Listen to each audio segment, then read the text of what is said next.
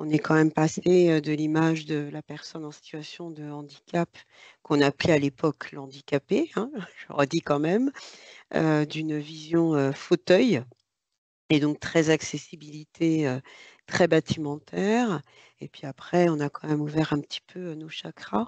Se dire il y a peut-être d'autres formes d'handicap, sur, la vue, sur l'audition et cetera. Donc ça a aussi un petit peu, évolué et on en arrive enfin à la question, du handicap invisible, des troubles cognitifs que cela, peut engendrer. Donc dans la connaissance même du handicap, il y a eu, une belle évolution où on est passé, voilà, de ce qui est le plus visible à ce qui l'est, un peu moins.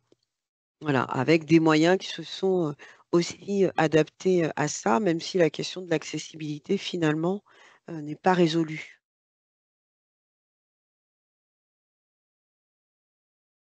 Moi, je crois que la question de, la sensibilisation, elle est primordiale. Hem Au sein de notre collectivité, je le dis pas du tout, pour mettre en avant la collectivité, mais on a fait une vidéo, sur le handicap, les handicaps invisibles et l'accès, aux postes à responsabilité. Et je crois que ça a été assez parlant, de se dire que finalement, d'abord on peut être touché, par le handicap, on ne naît pas tous handicapés ou, les handicaps peuvent arriver aussi, sur des parcours accidentés, liés à une pathologie, mais que ça ne doit rien empêcher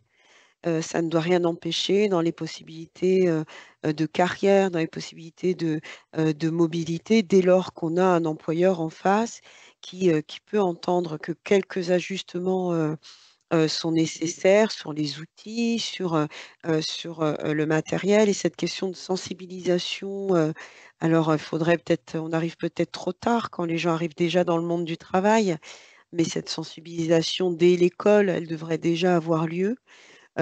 Pour pouvoir, intégrer, quelque chose qui finalement, ne devrait plus questionner.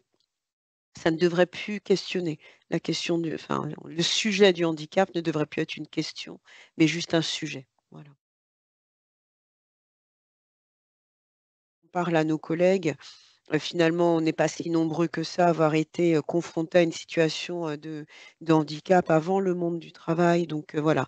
Il faut avoir aussi, cette ouverture d'esprit, je pense notamment, à un collègue, qui a des troubles cognitifs liés à son handicap et il y a quelques années avec lequel je travaillais et qui m'obligeait en fait à attendre, il intègre l'information, qu'il puisse la reformuler et cetera.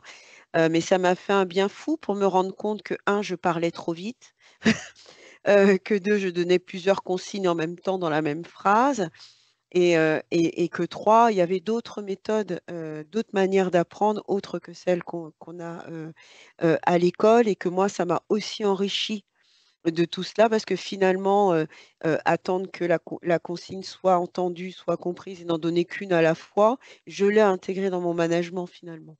Donc moi, ça m'a fait grandir également. Donc il y a aussi beaucoup à apprendre de ça.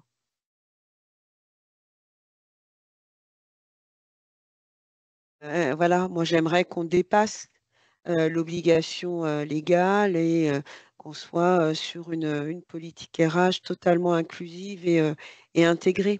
On puisse réagir beaucoup plus vite. On est super lent, sur l'adaptation au poste. On est super lent sur la prise en compte, du handicap et voilà, en face de nous, on a des gens, qui ont eu l'habitude d'attendre et ça, c'est sûr, ils ont eu l'habitude d'attendre, mais nous, on ferait pas preuve d'autant de patience, je crois, que celle on leur oblige à subir, dans l'adaptation au poste et voilà. Moi, j'aimerais qu'on passe de l'obligation à une politique RH inclusive et intégrée, pour les personnes en situation de handicap et qu'on apprenne à être, davantage, réactif, dans l'adaptation au poste parce que c'est aussi ça qui gomme les différences, en fait. C'est quand le poste est adapté, on se rend compte qu'on a un collaborateur qui est capable, comme les autres, d'être tout aussi, efficace, mais il faut adapter le poste.